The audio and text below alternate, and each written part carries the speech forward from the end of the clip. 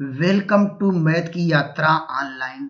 दोस्त हम डिस्कस करा रहे थे ईएमआरएस टीजीटी 2023 का जो पेपर हुआ है उसका शानदार कंसेप्ट में बताने का प्रयास करता हूं 100% एक्यूरेसी के साथ। अगर क्या है, अगर उसमें कहीं भी 1% आपको लगता है कि ये आंसर गलत होता है तो कमेंट जरूर करिएगा। सभी दोस्तों को नव वर्ष की मंगलमय कामनाएं करता हूं कि दोस्त आप जीवन में जो चाहते हैं इस साल आपको जरूर मिले। आइए हम डिस्कस कराते हैं सवालों पर। देखिए इस सवाल का आंसर आपको देना है दोस्त, कम समय में कैसे देंगे। देखिए जब भी इस तरह का सवाल आए या बिहार या स्टेट दे रहे हैं तो इस तरह का वहां भी सवाल पूछा जाएगा। देखिए जब क्या है, ट्रायंगल्स के जब क्या दिए रहे हैं, वर्टिसेस दिए रहे हैं तो उसके पूछेगा कौन सा ये एंगल होगा ये, तो आपको कल क्या करना होगा, पहले इनके बीच का डिस्टेंस का फॉर्मूला लगाएंगे। देखिए इसका बीच का डिस्टेंस निकालेंगे, अर्थात इसका बीच का डिस्टेंस का फॉर्मूला आप लोग याद होगा ये, क्योंकि क्या था ये हम लोग जानते थे x2 माइनस x1 का होल स्क्वायर था और प्लस क्या y1 माइनस y2 का होल स्क्वायर लगाते हैं अंडर रूट में। इस फार्मूले को सभी को पता होगा दोस्त, यहाँ पर तो यही फार्मूला हम चेक करेंगे। देखिए इसके बीच लगाएंगे तो क्या होगा, उसको मान लेते हैं कि हमारे पास वो a है, इसका जो डिस्टेंस लगाएंगे क्या होगा, ये लगाएंगे। देखिए ये क्या होगा, ये जानते हैं x1 होगा, ये क्या होगा y1 होगा, ये दोस्त x2 होगा, ये क्या होगा y2 होगा। लगाइए फार्मूला। देखिए x2 माइनस x1 करेंगे तो यहाँ क्या होगा, यहाँ 4 एक 5 आएगा, 5 का स्क्वायर करेंगे 1 आएगा, और यहाँ पर 1 में 0 सब्ट्रैक्ट करेंगे 1 ही आएगा। तो इसको सॉल्व करेंगे तो क्या आएगा, आपको मिल जाएगा दोस्तों यहाँ पर ये 26। इसी प्रकार देखिए हम इसके बीच लगाएंगे यहाँ से यहाँ तक ये वो वैल्यू मान लेते हैं कि b है, तो b बराबर क्या हो जाएगा। देखिए 3 में दोस्त ये घटाएंगे लेकिन नेगेटिव साइन है तो क्या हो जाएगा दोस्त, यहाँ 4 होगा, उसका वर्क करेंगे क्या होगा, यहाँ पर 4 चौक 16 हो जाएगा ये। उसी प्रकार यहाँ 5 यहाँ सेपरेट करेंगे क्या आएगा दोस्त, यहाँ पर 6 हो जाएगा, इसका वर्क करेंगे 36। आपको डायरेक्ट यहाँ पर इस तरह आपको समझना होगा समय बचाने के लिए दोस्त। यहाँ पर क्या होगा, यहाँ पर आपको मिल जाएगा, यहाँ पर आपको मिल जाएगा, देखिए 52 मिल गया, 52 अंडर रूट में। अब दोस्त इसी प्रकार देखिए c बराबर निकालिए। देखिए c बराबर कैसे निकालेंगे, जब दोस्त ये और ये लेंगे, निकालिए। देखिए आपको हो जाएगा यहाँ पर 4 में 3 घटाएंगे 1 है, उसका वर्क करेंगे 1 ही आएगा, और दोस्त यहाँ पर 25 आ जाएगा। इसको सॉल्व करेंगे क्या होगा, यहाँ पर 26 हो जाएगा। देखिए अब जानते हैं आइसोसेलेस ट्रायंगल्स क्या होता है, दो साइड आपस में बराबर होती हैं। तो यहाँ पर देखिए सही कह रहा, दो साइड आपस में बराबर है। कौन कौन साइड बराबर है दोस्त, यहाँ पर देखते हैं साइड ए और यहाँ पर क्या सी, ये तो लेकिन अगर राइट एंगल होगा, राइट एंगल के लिए जानते हैं दो साइडों का वर्ग तीसरी साइड के वर्ग के बराबर होना चाहिए। देखिए हम मानते हैं ये साइड क्या है बी, देख हम यहाँ देख रहे हैं बी स्क्वायर इक्वल टू क्या हो रहा है ए स्क्वायर प्लस क्या होगा सी स्क्वायर हो रहा है। अगर यह कंडीशन आए, दो साइडों का वर्ग, इसको वर्ग करिए, स्क्वायर करिए और उसको एड करिए, और अगर तीसरी साइड के इक्वल होता है तो क्या होता है, राइट एंगल होगा। तो ऑप्शन नंबर क्या होगा, ऑप्शन नंबर दोस्त क्या होगा, ऑप्शन नंबर होगा ये फोर्थ होगा। आइसोसेलेस इसलिए हुआ क्योंकि दो साइडें आपस में बराबर हुई। दोस्तों इस सवाल का उत्तर देना है। देखिए कह रहा टू सर्किल टच एक्सटर्नली, देखिए यहाँ पर हमने टच करा दिया, दो सर्किल क्या बाहर से एक दूसरे को क्या करते हैं, किसी पॉइंट यहाँ पर दिया है पी। देखिए यहाँ पर हम मानते हैं कि ये दो सर्किल आपको दिख रहे होंगे, ये पॉइंट पी पे क्या करते हैं, टच करते हैं, ये पॉइंट पी। आप लोग जानते हैं यहाँ से अगर मिलाएंगे क्या होगी, इसका सेंटर ये C1 हो जाएगा, मान सकते हैं इसकी रेडियस मान सकते हैं। यहाँ पर इधर मिलाएंगे क्या होगा, ये दोस्त क्या होगा, यहाँ पर क्या होगा, ये R1 हो जाएगा, ये R2 हो जाएगा, ये जानते हैं इसका क्या होगा, ये C2 होगा। अब यहाँ पर देखिए बात कर रहा है कि AB इज द क्या डायरेक्ट क्या है common tangent. Direct common tangent क्या होता है दोस्त, इसको अगर यहाँ से अगर कोई पॉइंट से मिलाया जाता है तो यहाँ पर इस तरह जो लाइन बनती है यहाँ पर टच कराती हुई जाएगी, इसे कहता है क्या कहा जाता है, इसको कहते हैं डायरेक्ट क्या है, यहाँ पर ये पॉइंट ए दिया है, यहाँ पर पॉइंट बी, इसे कहेंगे क्या होगा, इसे कहते हैं डायरेक्ट क्या है कॉमन टेंजेंट। अगर इस लाइन को आप देखेंगे, देखिए अगर ये लाइन पूछ रही है कौन सा, इसे कहेंगे ये टच करती है, इसे कहेंगे ट्रांसवर्स टेंजेंट दोस्त, यहाँ पर ट्रांसवर्स कॉमन टेंजेंट है। चलिए बात कर रहा है केवल डायरेक्ट कॉमन टेंजेंट की ए बी, अब कह रहा है A B is the direct common tangent, आपको निकालना है ए और बी। कह रहा है कि ए पी बी का मान क्या पूछ रहा है, यहाँ पर पूछ रहा है ए, यहाँ पर जो एंगल बन रहा है ए पी बी, यही एंगल पूछ रहा है कितना होगा।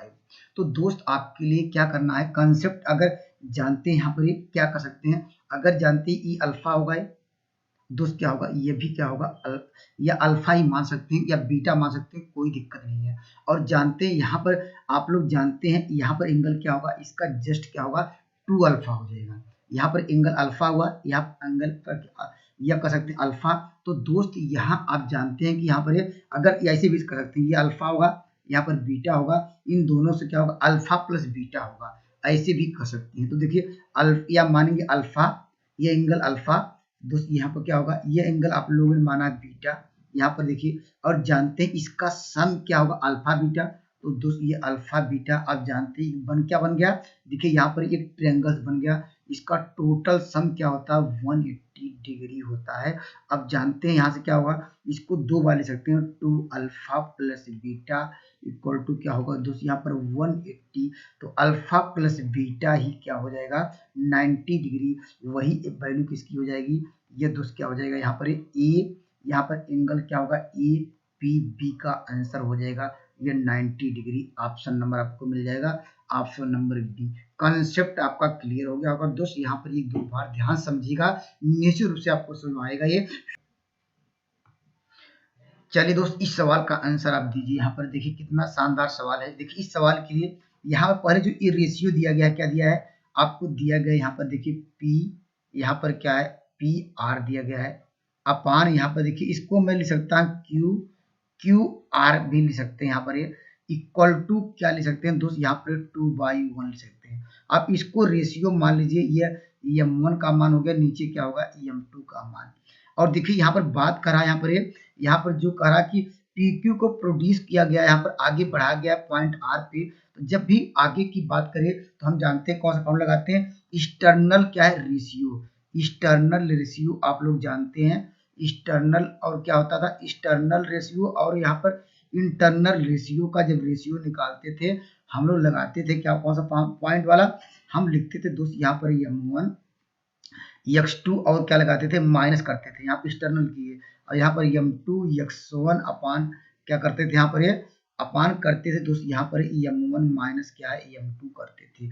या इसी प्रकार दोस्त क्या लगा सकते हैं यहाँ पर, अब यहाँ पर लिख सकते हैं m2, यहाँ पर m1 क्या हो जाएगा y2 माइनस क्या होगा m1 क्या हो जाएगा, यहाँ पर ये क्या हो जाएगा, यहाँ पर m1 यहाँ पे m2 होगा, y1 अपान क्या लिखेंगे m1 माइनस m2। ये फार्मूला सबको पता होगा एक्सटर्नल के लिए। तो यहाँ पर इसमें तो आंसर क्या आ जाएगा, देखिए m1 का मान आपको दिया गया पहले से, यहाँ पर ये आपको दिया गया देखिए 2 और x2 का मान ये जानते हैं, ये x1 होगा ये, और क्या होगा दोस्त यहाँ पर ये x2 होगा। तो x2 का मान हम लेंगे यहाँ पर देखिए 2 माइनस m2 का मान देखिए आपको दिख रहा है एक, यहाँ पर x1 का मान आपको कितना दिख रहा है दोस्त -3 दिख रहा है।